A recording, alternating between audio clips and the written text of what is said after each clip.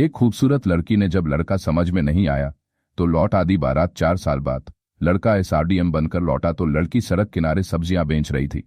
दोस्तों, कभी कभी जीवन हमें अक्सर ऐसे मोड़ पर लाकर खड़ा कर देता है जहां हमारे फैसले हमारी पूरी किस्मत बदल सकते हैं। कभी कभी हम बाहरी सुंदरता और दिखावे के पीछे भागते हैं, लेकिन समय हमें सिखाता है कि असली सुंदरता किसी के स्वभाव, चरित्र, विचार और संस्कारों में होती है।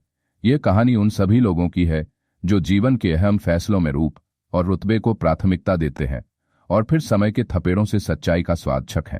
यह कहानी सिर्फ एक व्यक्ति की नहीं बल्कि समाज की उस सोच की भी है जो बाहरी चमक को असली पहचान मान बैठता है।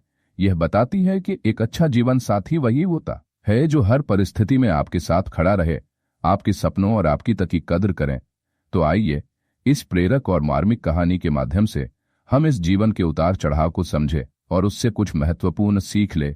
शाम का वक्त था, हल्की ठंडी हवा चल रही थी और सड़क पर गाड़ियों की आवाज आही लगी हुई थी। उसी समय एक सरकारी गाड़ी सड़क किनारे आकर रुकी। गाड़ी चमचमाती हुई थी और उस पर लाल बत्ती लगी थी। यह गाड़ी किसी आम आदमी की नहीं बल्कि एक बड़े अधिकारी की थी। गाड़ी के अंदर बैठे थे राहुल वर्मा, जो अब एक कड़क मिजाज लेकिन सच्चे दिल वाले एसडीएम थे। उनके साथ उनकी पत्नी भी बैठी थी। राहुल ने खिड़की से बाहर झांका। उनकी नजर सड़क के किनारे एक सब्जी के ठेले पर पड़ी। ठेले के पास एक महिला खड़ी थी। उसने पुराने कपड़े पहन रखे थे और माथे पर पसीने की बूंदें चमक रही थी। वह ग्राहकों को सब्जी बेच रही थी। राहुल की नजर उस महिला के चेहरे पर ठहर गई। उनकी आंखों में हलचल होने लगी। चेहरा जाना पहचाना सा लगा। कुछ पुरानी यादें जैसे आंखों के सामने तैर गई। वह तुरंत बोले, ड्राइवर गाड़ी रोको।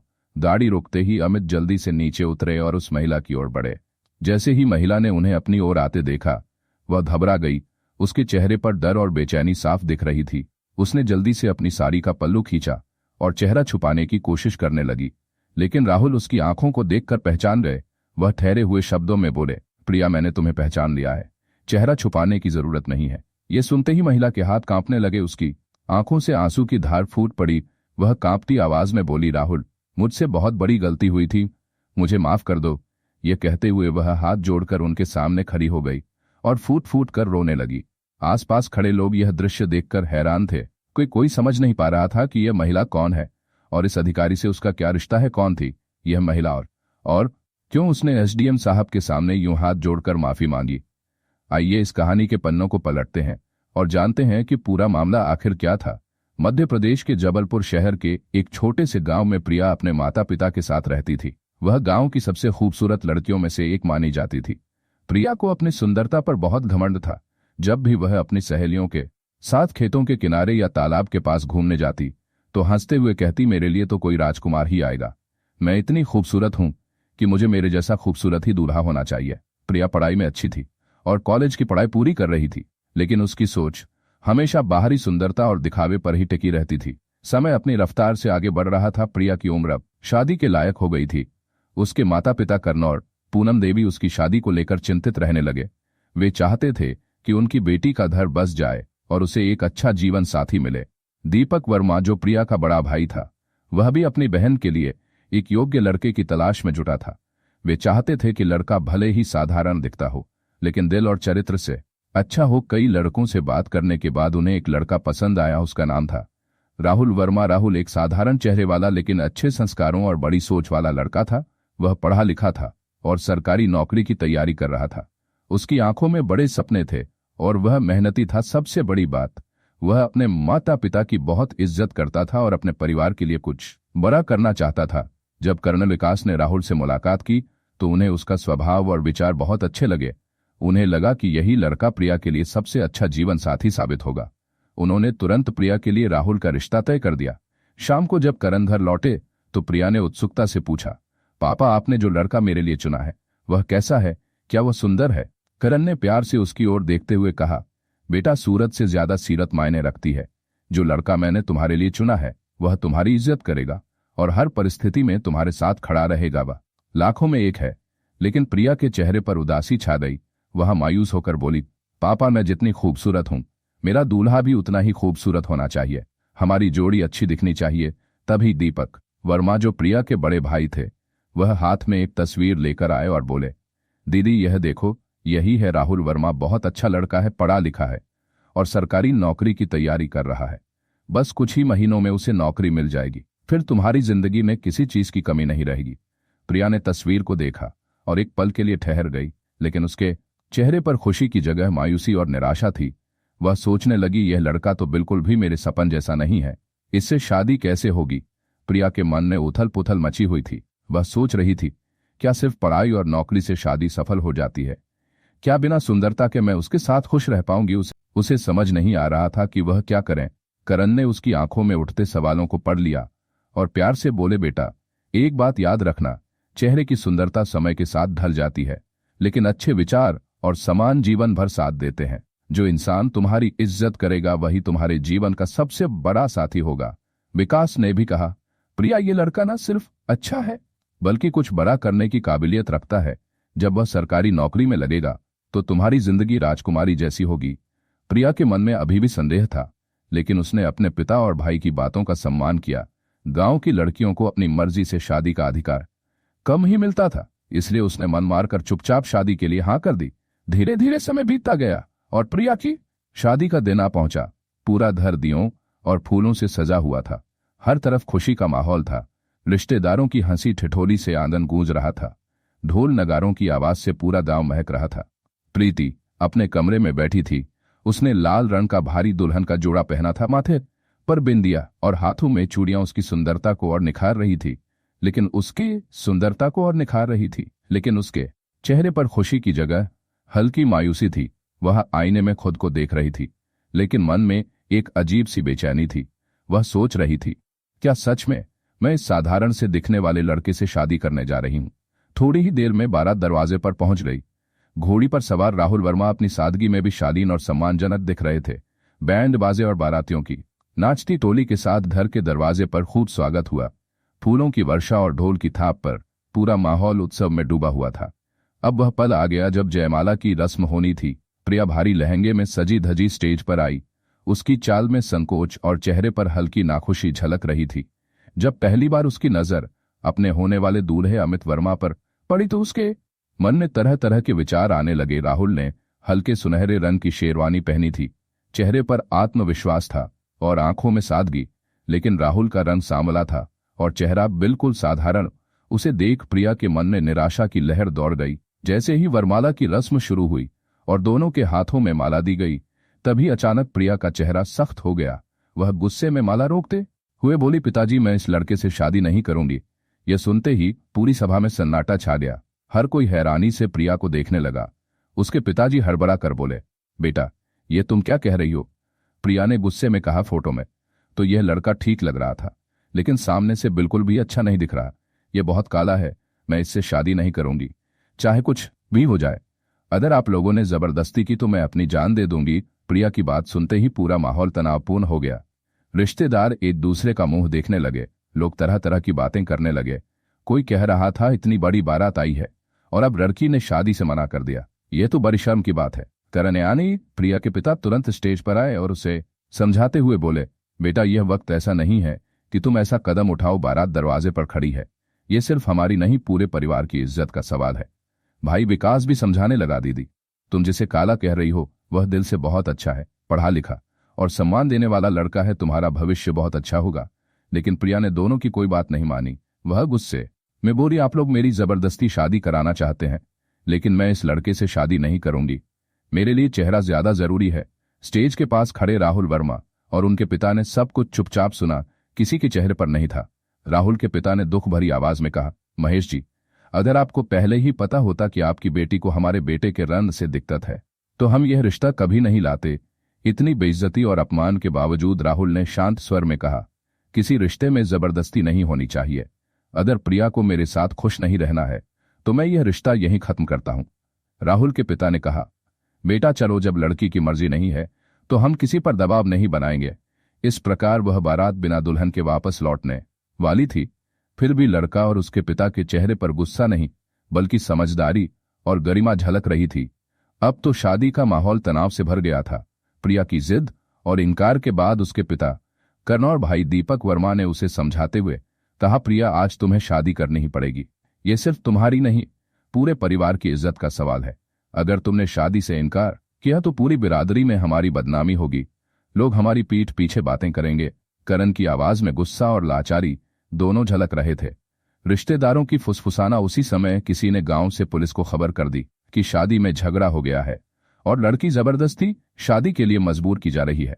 कुछ ही देर में पू की गाड़ी शादी स्थल के बाहर आकर रुकी। पुलिस अधिकारी ने भीतर आकर सख्त लहजे में कहा, क्या हो रहा है? यहां हमें खबर मिली है कि लड़की की मर्जी के खिलाफ उसकी शादी करवाई जा रही है। करण ने घबराते हुए कहा, साहब यह हमारी बेटी है, हम इसे समझा रहे हैं। लेकिन पुलिस अधिकारी ने कड़े शब्दों में कहा, देखिए कानून के अनुसार किसी भी लड़की की शादी उसकी मर्जी के बिना नहीं की जा सकती। अगर प्रिया शादी नहीं कर चाहती तो आप जबरदस्ती नहीं कर सकते, ये उसका कानूनी अधिकार है। पुलिस की यह बात सुनकर महेश वर्मा और दीपक वर्मा दोनों लाचार हो गए। उनके पास अब कोई विकल्प नहीं बचा था।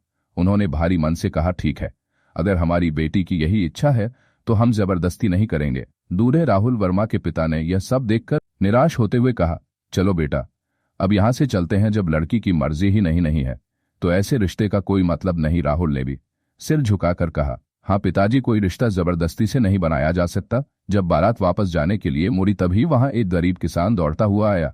उसके चेहरे पर घबराहट और संकोच दोनों थे। उसने हाथ जोड़कर कहा, साहब अगर आप बुरा ना माने तो मैं आपसे एक बात कहना चाहता हूं।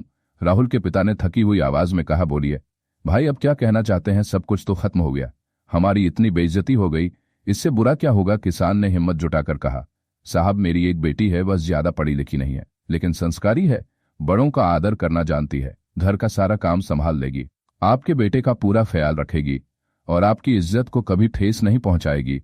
किसान की आंखों में सच्चाई और दिल में संकोच था। वह बोला, हम गरीब लोग हैं, आपके बेटे के लिए दान दहेज तो नहीं दे सकते, लेकिन अपनी बेटी को पूरी ईमानदारी और सेवा के भाव से आपके घर सौंप सकते हैं। अगर आप चाहे तो मेरी बेटी से शादी कर लीजिए, आपकी बारात यहीं से खुशी खुशी विदा हो जाएगी और आपकी इज्जत भी बच जाएगी। राहुल के पिता ने किसान की बात ध्यान से सुनी।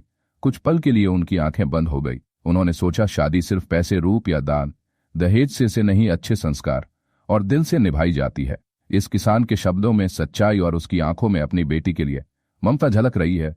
राहुल वर्मा ने भी धीरे से कहा, पिताजी, मैं किसी के रूप रंग से नहीं, उसके दिल और संस्कारों से रिश्ता जोड़ना चाहता हूं। अगर ये लड़की आपका और हमारे परिवार का सम्मान कर सकती है तो यही मेरे लिए सबसे बड़ी बात होगी। राहुल के पिता ने किसान से कहा, भाई हम आपके प्रस्ताव के लिए तैयार हैं, हमें आपकी बेटी पर पूरा भरोसा है। किसान की आंखों से खुशी के आंसू छलक पड़े।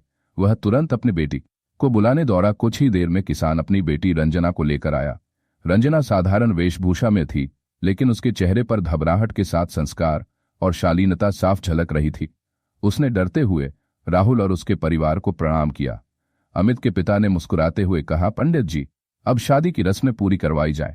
शहनाइयां की गूंज के बीच राहुल और राधिका की शादी पूरी हुई। फूलों की वर्षा के बीच दोनों ने एक दूसरे को वरमाला पहनाई। पूरा गांव इस नए रिश्ते का गवाह बना। शादी के बाद रंजना ने अपने पिता के पैर छूते हुए कहा, बाबा आपने मुझ पर भरोसा किया, मैं आपके विश्वास को कभी टूटने नहीं दूंगी। विदाई के समय राहुल ने रंजना से कहा, सविता, हमारे बीच यह रिश्ता अचानक बना है, लेकिन मैं वादा करता हूं कि मैं तुम्हारा पूरा सम्मान करूंगा और हर परिस्थिति में तुम्हारा साथ दूंगा। इस प्रकार शादी करके राहुल अपने घर चला जाता है। बारात के जाते ही पूरा माहौल एकदम भारी हो गया। रिश्तेदारों में कानाफूसी शुरू हो गई। प्रिया के पिता और भाई शर्म और दुख से अंदर ही अंदर टूट गए। मां पूनम देवी तो अपनी साड़ी के पल्लू से आंसू पोंछने लगी। कहते हैं दोस्तों, जीवन में रिश्ते सिर्फ सुंदरता, पैसे या दिखावे से नहीं बनते। सच्चा रिश्ता वह होता है जो सम्मान, विश्वास और संस्कारों पर टिका होता है। इधर शादी टूटने के बाद प्रिया ने जबलपुर को छोड़ने का फैसला किया। वह अपने अतीत से दूर जाना चाहती थी। कुछ ही दिनों बाद वह जबलपुर से निकलकर इंदौर शहर में चली गई। यहां उसने एक प्राइवेट कंपनी में नौकरी करना शुरू किया। इसी शहर में उसकी मुलाकात एक लड़के से हुई जिसका नाम था सुनील। पहली बार जब प्रिया ने सुनील को देखा तो उसका दिल तेजी से धड़कने लगा। सुनील लंबा चौड़ा, स्मार्ट और आकर्षक था। उसके महंगे कपड़े और उसकी स्टाइल ने प्रिया का दिल जीत लिया। प्रीति उसे अक्सर देखा करती और मन ही मन सोचती, कितना स्मार्ट और हैंडसम लड़का है, काश ये मेरा हमसफर बन जाए। उधर सुनील ने भी प्रीति की नजरों को भांप लिया। अब वह भी उसे देखने के बहाने ढूंढने लगा। कभी ऑफिस के बाहर, कभी सड़क पर वह अपनी बाइक पर उसके आसपास मंडराता। धीरे धीरे दोनों के बीच हल्की बातचीत होने लगी। समय बीतता गया और 1 साल के भीतर उनकी दोस्ती गहरी हो गई। दोनों ने साथ में खूब वक्त बिताया। सैर सपाटे, रेस्टोरेंट और फिल्मों का सिलसिला शुरू हो गया। हंसी मजाक और बातें करते हुए कब ये दोस्ती प्यार में बदल गई, उन्हें पता ही नहीं चला। प्रिया सोच रही थी, अच्छा हुआ मैंने अमित से शादी नहीं की, वह तो बिल्कुल साधारण था। अब देखो मुझे सुनील जैसा स्मार्ट और स्टाइलिश लड़का मिला है, यही तो मेरा सपना था। लेकिन प्रिया नहीं जानती थी कि सुनील, जिसे वह अपना सपना समझ रही थी, असल में उसके लिए एक बुरा सपना बनने वाला था। सुनील बाहर से जितना आकर्षक और स्टाइलिश दिखता था, अंदर से उतना ही बुरा इंसान था। सुनील जुआ भी खेलता था, शराब पीने का भी आदी था, कई लड़कियों के साथ उसके अवैध संबंध भी थे, औरतों और पढ़ाई लिखाई में बहुत कमजोर था और कोई स्थिर नौकरी भी नहीं करता था। लेकिन सुनील में एक खासियत थी, जब भी वह प्रीति से मिलता था उस समय नशे में नहीं होता था। वह हमेशा उसके सामने खुद को एक शरीफ और अच्छा लड़का दिखाता। 2 साल तक साथ रहने के बाद प्रिया ने अपने माता पिता को सुनील के बारे में बताया और कहा कि वह उसी से शादी करना चाहती है। प्रिया के माता पिता पहले तो चौंक गए, वे जानना चाहते थे कि लड़का कैसा है, लेकिन फिर उन्होंने सोचा पहली बार हमारी बेटी की शादी टूट चुकी है, अगर इस बार भी हम मना करेंगे और कुछ गलत हुआ तो उसकी जिंदगी फिर खराब हो जाएगी। इसलिए उन्होंने प्रिया की मर्जी के आगे सिर झुका दिया और उसकी शादी सुनील से तय कर दी। शादी धूमधाम से हुई। सुनील ने महंगी शेरवानी पहनी थी और महंगी गाड़ी में बारात लेकर आया था। प्रिया के चेहरे पर खुशी थी, वह सोच रही थी, देखा आखिर मेरा सपना पूरा हुआ, राहुल जैसा साधा लड़का नहीं बल्कि एक हैंडसम और अमीर दिखने वाला पति मिला है। दोस्तों, शादी के शुरुआती कुछ महीने बहुत अच्छे गुजरे। प्रिया को लग रहा था कि उसकी जिंदगी अब सही राह पर है, लेकिन वह यह नहीं जानती थी कि यह खुशी ज्यादा दिनों तक टिकने वाली नहीं है। शादी के 6 महीने बीत चुके थे। प्रिया अपनी शादीशुदा जिंदगी में खुद को खुश दिखाने की कोशिश कर रही थी। उसे अब तक ये पता नहीं था कि उसका पति सुनील किस तरह की जिंदगी जी रहा है। सुनील बाहर से भले ही एक जिम्मेदार पति और पिता का दिखावा करता था, लेकिन उसकी असली सच्चाई कुछ और थी। सुनील को शराब पीने और गलत संगत में रहने की बुरी आदत थी, लेकिन वह कभी प्रिया के सामने शराब पीकर नहीं आता था। जब भी उसे अपनी आदतों का शौक पूरा करना होता, वह किसी होटल का कम बुक करता और वहीं मौज मस्ती करता। इसी वजह से प्रिया को उसकी इन बुरी आदतों के बारे में ज्यादा पता नहीं चला। समय बीता और 1 साल के भीतर प्रिया ने एक सुंदर बेटे को जन्म दिया। मां बनने की खुशी ने उसकी जिंदगी में एक नई रोशनी लाई, लेकिन धीरे धीरे उसे सुनील की आदतों की सच्चाई दिखने लगी। वह देखती कि अब सुनील बिना किसी शर्म के नशे में धुत होकर घर आने लगा। कभी कभी वह फोन पर किसी अजनबी लड़की से खुलकर बातें करता। जब प्रिया ने उसे रोका और कहा, सुनील यह सब क्या है, तुम इस तरह क्यों बदल रहे हो, तो सुनील गुस्से में बोला, तुम्हें जो समझना है समझो, मेरे कामों में दखल देने की जरूरत नहीं, और अगर ज्यादा बोली तो तुम्हें और तुम्हारे बच्चों को घर से निकाल दूंगा। प्रिया को यह सुनकर गहरा झटका लगा। उसने अपनी मर्जी से शादी की थी और सोचा था कि सुनील उसकी इज्जत करेगा, लेकिन सुनील तो पूरी तरह बदल चुका था।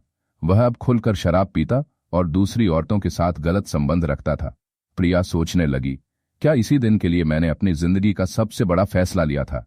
मुझे क्या पता था कि जो दिखता है वह हमेशा सच नहीं होता। शादी के दूसरे साल तक प्रिया की जिंदगी पूरी तरह तनाव से भर चुकी थी। झगड़े रोज होते। सुनील की शराब और दूसरी औरतों की लत अब खुलकर सामने थी। प्रिया जब भी विरोध करती, सुनील उसे डांटता और कहता, तुमने अपनी मर्जी से शादी की थी ना, अब भुगतो। प्रीति को यह सोचकर और भी दुख होता कि अगर उसने यह सब अपने माता पिता को बताया तो वे कहेंगे, देखा हमने तो पहले ही कहा था अपनी मर्जी से शादी की है, तो अब जिम्मेदारी भी तुम्हारी है। यही डर उसे अपनी तकलीफें छुपाने पर मजबूर करता रहा। समय बीतता गया और प्रिया ने एक और बच्चे को जन्म दिया। अब वह 2 की मां बन चुकी थी, लेकिन उसकी जिंदगी में सुकून की कोई जगह नहीं थी। घर की हालत दिन बदन खराब होती जा रही थी। सुनील का जुआ खेलने का शौक बढ़ चुका था। शराब के नशे में वह घर की चीजें तक बेच देता, यहां तक कि बच्चों की दवाइयों के पैसे तक नहीं बचते थे। प्रिया पूरी तरह से टूट चुकी थी। उसे समझ नहीं आ रहा था कि वह अपने बच्चों को कैसे बचाए। एक रात जब सुनील नशे में धुत होकर घर आया और बच्चों के सामने गाली गलौज करने लगा, तब प्रिया के सब्र का बांध टूट गया। उसने ठान लिया, अब बस मेरे बच्चों की जिंदगी इस जहरीले माहौल में नहीं बर्बाद होगी, मुझे इनके लिए कुछ करना होगा। अगली सुबह जब सुनील सो रहा था, प्रिया ने अपने दोनों बच्चों को संभाला और कुछ कपड़े जरूरी सामान उठाया। उसने ससुराल का दरवाजा हमेशा के लिए छोड़ दिया। वह अपने अतीत को पीछे छोड़ते हुए इंदौर से वापस जबलपुर आ गई, लेकिन उसने यह तय कर लिया था कि अब वह सिर्फ अपने बच्चों के लिए जिगी और उनके भविष्य के लिए मेहनत करेगी। जबलपुर पहुंचने के बाद उसके पास कोई सहारा नहीं था, लेकिन वह जानती थी कि उसे अपने बच्चों को पालना है। इसलिए उसने जहां वह किराए के एक छोटे से कमरे में रह रही थी, उसी जगह के पास सड़क किनारे सब्जी का ठेला लगाने का फैसला किया।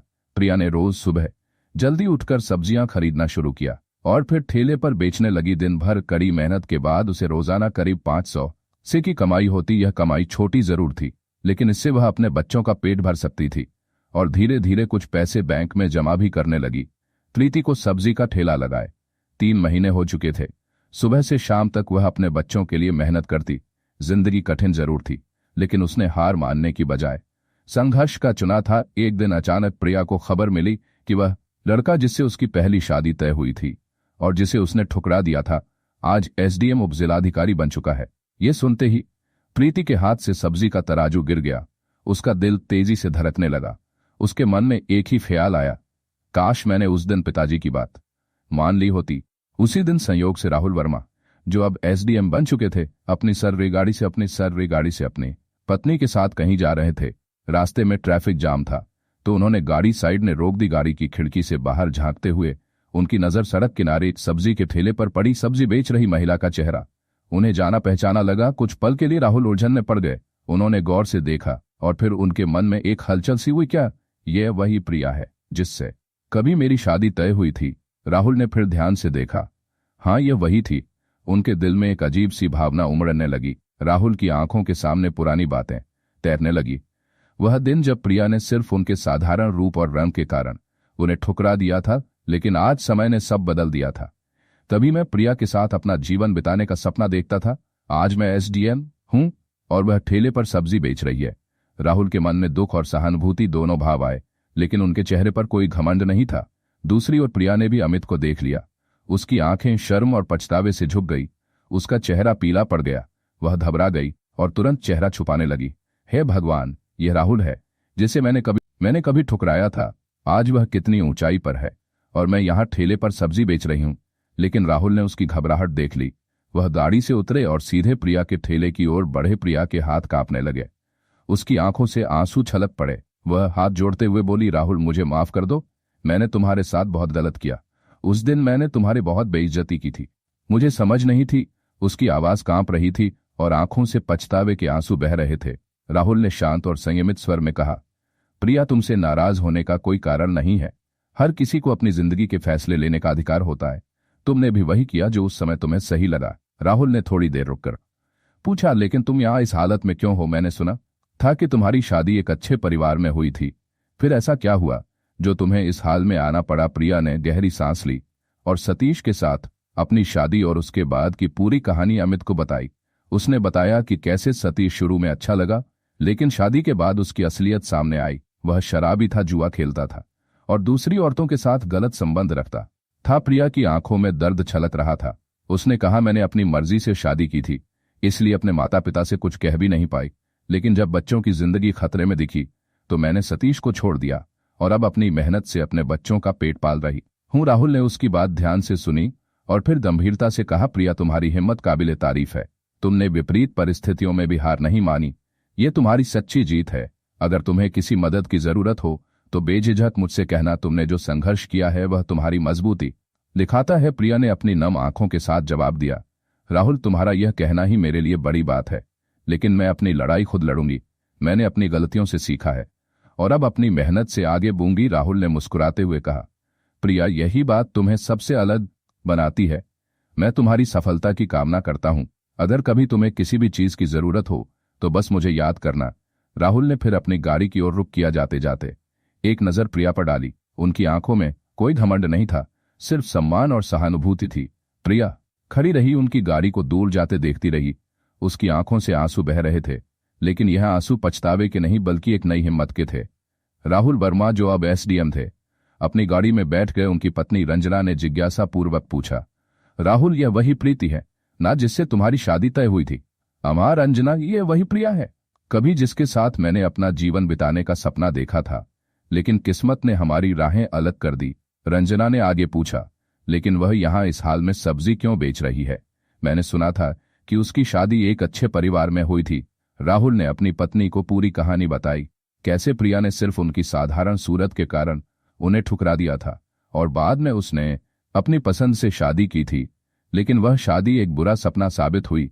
उन्होंने बताया कि कैसे प्रिया का पति सतीश शराबी और बेवफा निकला, कैसे उसने अपनी मर्जी से शादी की थी और फिर अकेले बच्चों के साथ संघर्ष करते हुए ठेले पर सब्जी बेच रही है रंजना। यह सब सुनकर गहरी सोच में पड़ गई।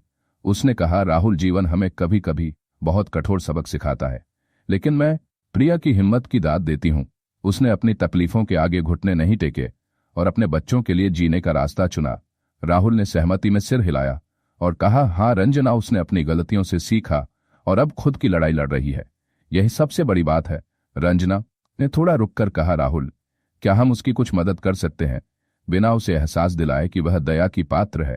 राहुल मुस्कुराते हुए बोले, हाँ, लेकिन हमारी मदद उसके आत्मसम्मान को ठेस नहीं पहुंचा चाहिए। हम उसे एक अवसर दे सकते हैं जिससे वह अपनी मेहनत से आगे बढ़ सके। अगले दिन राहुल ने अपने ऑफिस में अपनी टीम से चर्चा की। उन्होंने एक सरकार योजना के तहत महिला उद्यमिता सहायता योजना के अंतर्गत प्रिया को मदद देने का निर्णय लिया। 2 दिन बाद प्रिया के पास एक सरकारी अधिकारी आए। उन्होंने प्रिया से कहा, आपकी मेहनत और संघर्ष को देखते हुए आपको महिला उद्यमिता योजना के तहत एक दुकान और छोटा व्यवसाय शुरू करने के लिए सहायता दी जा रही है। प्रिया हैरान रह गई। उसने पूछा, लेकिन मुझे यह मदद क्यों और कैसे मिल रही है? अधिकारी ने मुस्कुराते हुए कहा, यह सरकारी योजना उन महिलाओं के लिए है जो अपने पैरों पर खड़ा होना चाहती हैं और आपके संघर्ष ने आपको इसके योग्य बनाया है। प्रिया ने सरकारी योजना की मदद से एक छोटी सी सब्जी और किराने की दुकान खोली। वह दिन रात मेहनत करने लगी। धीरे धीरे उसकी दुकान चल पड़ी और उसकी आमदनी बढ़ने लगी। राहुल और रंजना ने दूर से प्रिया की सफलता देखी और मुस्कुराए। उन्होंने अपनी ओर से कोई दिखावा नहीं किया। उन्हें खुशी थी कि प्रिया अपनी मेहनत से आगे बढ़ रही है। एक दिन दुकान में बैठी प्रिया ने अपने जीवन के सफर को याद किया। उसके मन में ख्याल आया, मैंने कभी रूप और पैसे को सब कुछ समझा, लेकिन सच्चाई यह है कि इंसान की पहचान उसके विचार और कर्मों से होती है। काश मैंने यह बात पहले समझी होती। फिर उसने अपने दोनों बच्चों को देखा और मन ही मन कहा, लेकिन अब मैं अपनी गलतियों से सीख कर आगे बढ़ूं। आज जो भी हूं अपनी मेहनत और संघर्ष के कारण हूं। कुछ महीनों बाद जब उसकी दुकान अच्छी चलने लगी तो एक दिन उसने एसडीएम कार्यालय जाकर राहुल से मुलाकात की। उसने हाथ जोड़कर कहा, राहुल, मैं जानती हूं कि यह मौका मुझे आपकी वजह से मिला है, लेकिन मुझे सबसे ज्यादा गर्व इस बात पर है कि आपने मेरी मदद इस तरह की कि मुझे कभी अपनी मेहनत पर शक नहीं हुआ। आप और रंजना का यह एहसान मैं कभी नहीं भूलूंगी। राहुल ने मुस्कुराते हुए कहा, प्रिया, तुमने जो कुछ भी पाया है वह तुम्हारी खुद की मेहनत का परिणाम है। हमने सिर्फ तुम्हारी राह को थोड़ा आसान बनाया। दोस्तों, कहते हैं जीवन में बाहरी सुंदरता से ज्यादा महत्वपूर्ण है इंसान का चरित्र और उसकी सोच। अपनी गलतियों से सीखना और आगे बढ़ना ही असली सफलता है। मदद हमेशा इस तरह करनी चाहिए कि वह आत्मसम्मान को ठेस न पहुंचाए। दोस्तों, प्रिया ने अपनी मेहनत से न केवल अपना जीवन संवारा, बल्कि अपने बच्चों को भी यह सिखाया कि संघर्ष से बड़ी कोई शिक्षा नहीं होती। दोस्तों, ये कहानी अगर पसंद आई हो तो वीडियो को लाइक और चैनल को सब्सक्राइब जरूर करें। तो चलिए मिलते हैं आपसे अगली वीडियो में एक इसी प्रकार की कहानी के साथ। जय हिंद, जय भारत।